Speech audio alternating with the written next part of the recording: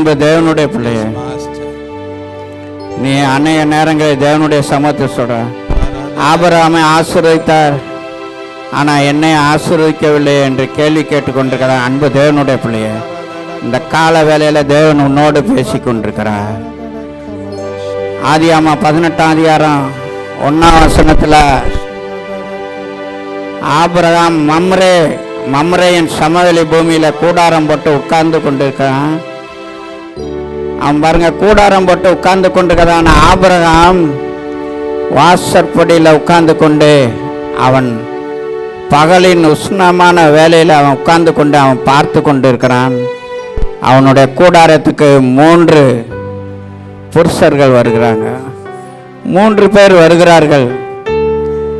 அவங்க பாருங்க, அவங்க வரும்பொழுதே ஆபிரகாம் அவர்களை கண்டு கொண்டான். அவனுடைய கூடாரத்துக்கு வருவதற்கு முன்பாகவே அவன் அவர்களை கண்டு கொண்டு வேகமாக ஓடி போய் மூங்குப்புற அவங்கள பார்த்தீங்கன்னா பணிந்து கொள்ளுகிறான். தரை மட்டும் குனிந்து அவர்களை பணிந்து கொள்ளுகிறான். பணிந்து கொண்ட பிற்பாடு அவங்க பாருங்க, பகலின் உஷ்ணமான வேலையில் ஆபிரகாமுடைய கூடாரத்துக்கு வருகிறாங்க. அன்பு தேவனுடைய பிள்ளைய, ஆபிரகாம் அவர்களை தன்னுடைய ஸ்தலத்துக்கு வருகிறார்கள் என்று அவன் நன்றாக கண்டு கொண்டான்.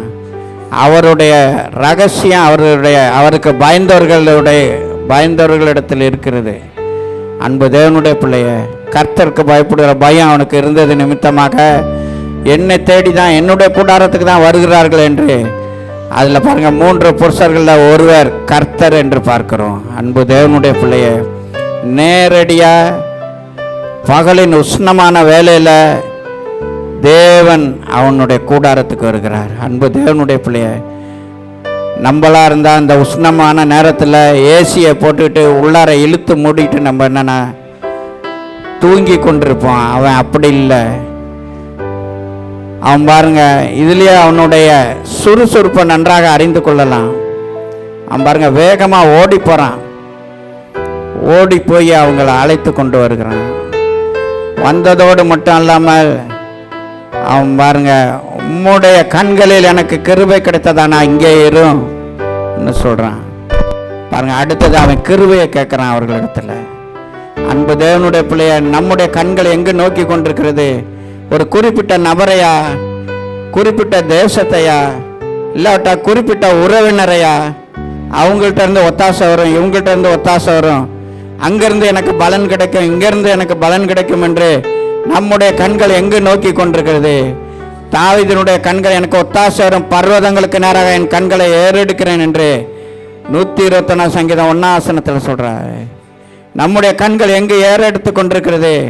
அன்பு தேவனுடைய பிள்ளைய, நீ அவரே நோக்கி உன்னுடைய கண்களை ஏறெடுத்து கொண்டிருந்தா, அது பகல் உஷ்ணமான வேலையானாலும் சரி, எப்படிப்பட்டதான பகலின் குளிர்ச்சியான வேலையானாலும் சரி, எந்த நேரத்திலும் அவர் உன்னுடைய ஸ்தலத்துக்கு வர ஆயத்தமாக இருக்கிறார். அது கூடாரமாக இருக்கலாம்.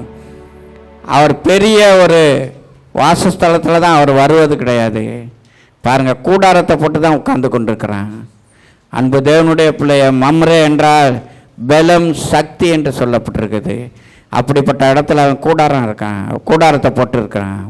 அன்பு தேவனுடைய பிள்ளைய, அதோடு மட்டும் இல்லாமல் அவன் சொல்கிறான், நீங்கள் இருங்க, அப்பம் பூசிங்கன்னு சொல்லிட்டு அப்பம் பூசிக்க தான் அவன் சொன்னான். ஆனால் நீ சீக்கிரத்தில் கொண்டு வானோன்னு அடுத்து பாருங்க, சாராலும் சுறுசுறுப்பாக செயல்படுறான். அவனுடைய சுறுசுறுப்பு, வேகம், விவேகத்தெல்லாம் பாருங்க. நம்முடைய சுறுசுறுப்பு இந்த கால வேலையில் எப்படிப்பட்டதாக காணப்படுகிறது? ஆராதனைக்கு வரும்பொழுது அதிகாலை வேலையில் நம்ம சுறுசுறுப்போடு வருகிறோமா? ஏற்ற நேரத்துக்கு நம்ம வந்து சேருகிறோமா? அதையெல்லாம் தேவன் பார்க்கிற தேவனாக இருக்கிறார். அவனுடைய சுறுசுறுப்பின் நிமித்தமாக பாருங்க, தேவன் அவனுக்கு ஆசீர்வாதத்தை கட்டளை எடுக்கிறார். அன்பு தேவனுடைய பிள்ளைய, அப்படியே ஆராதனைக்கு நம்ம குறித்த நேரத்தில் வந்தாலும் இங்கு நம்ம தேவனுக்கு எப்படி சுறுசுறுப்பாக நம்ம ஆராதனை பண்ணுறோமா? உன் வாயை விரிவாத்தர நான் அதை நிரப்புவேன் என்று சொன்னாரே, நம்ம எத்தனை நேரம் நம்ம வாயை திறக்காமல் இருக்கிறோம்? எத்தனை நேரம் ஜெபத்துக்கு ஆமேன்னு கூட நம்ம போட மாட்டேங்கிறோம்? நம்ம சாட்சி கூட சொல்றதுக்கு நம்ம வெட்கப்பட்டு கொண்டு இருக்கிறோம். அப்புறம் எப்படி தேவன் நம்மை ஆசீர்வதிப்பார்? நம்முடைய சுறுசுறுப்பை தேவன் எதிர்பார்க்கிறார், நம்முடைய வேகத்தை தேவன் எதிர்பார்க்கிறார். நம்முடைய விவேகத்தை தேவன் எதிர்பார்க்கிறார். நம்ம கர்த்தருக்காக வேண்டி பாடுபடுகிற காரியத்தை அவர் பார்த்து கொண்டிருக்கிறார். நம்ம எந்தெந்த கூட்டத்துக்கெல்லாம் எவ்வளோ சுறுசுறுப்பாக எப்படி வரணும் என்பதையெல்லாம் அவர் நோக்கி கொண்டிருக்கிறார். அன்பு தேவனுடைய பிள்ளைய, அப்படிப்பட்டதான சுறுசுறுப்பை பார்த்து அவனுடைய ஸ்தலத்தில் அவர்கள் போஜனம் பண்ணினது நிமித்தமாக அடுத்து பாருங்க, ஆபிரகாம் தேவனையே கண்ணோக்கி கொண்டிருந்தது நிமித்தமாக அவனுக்கு ஒரு நற்செய்தியை அங்கே அறிவிக்கிறார்கள். உற்பவ கால திட்டத்தில் நீ எதிர்பார்த்து இத்தனை வருடமாக காத்திருக்கையே, உனக்கு உற்பவ கால திட்டத்தில் ஒரு குமாரனை உனக்கு கொடுப்பேன் என்று. அன்பு தேவனுடைய பிள்ளையே, இந்த கால வேளையில் அநேக நாட்களாக என்ன காரியத்தை நீ எதிர்பார்த்து கொண்டிருக்கிறாய்? உன்னுடைய கண்களை எங்கு நோக்கி கொண்டிருக்கிறது? உன்னுடைய கண்களை நீ திருப்பு. நீ யாரை நோக்கி கொண்டிருக்காயோ அதெல்லாம் விட்டு தேவனையே நோக்கிப்பாரு.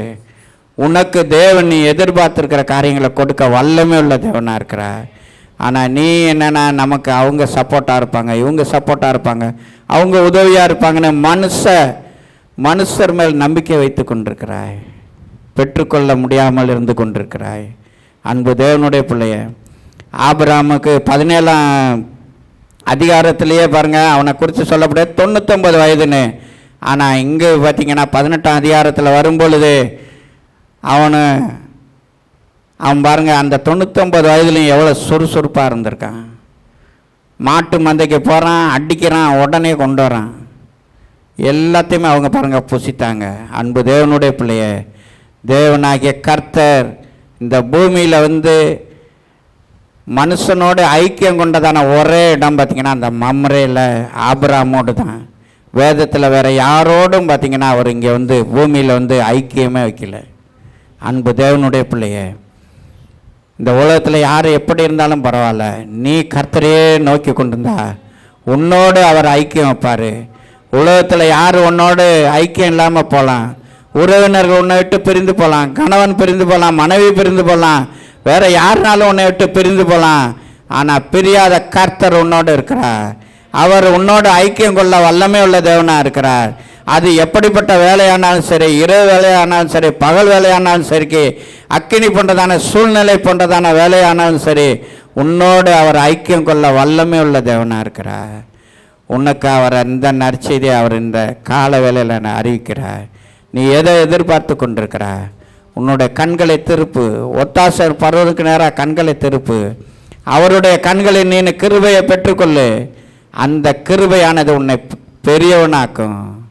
தாவீது சொல்லுகிறான், உம்முடைய காருண்யம் என்னை பெரியவனாக்கும் என்று. காருண்யம் என்று சொல்லும் பொழுது அது கிருபை. அந்த கிருபையானது தான் என்னை பெரியவனாக்குன்னு அவன் தன்னுடைய அனுபவத்திலேருந்து சொல்லுகிறான். அன்பு தேவனுடைய பிள்ளைய, அந்த கிருபை அவர் பொழிய வல்லமே உள்ள தேவனாக இருக்கிறார். அப்படிப்பட்ட தேவன் நமக்கு இருக்கிறபடியாக ஸ்தோத்திரம் செலுத்துவோம்.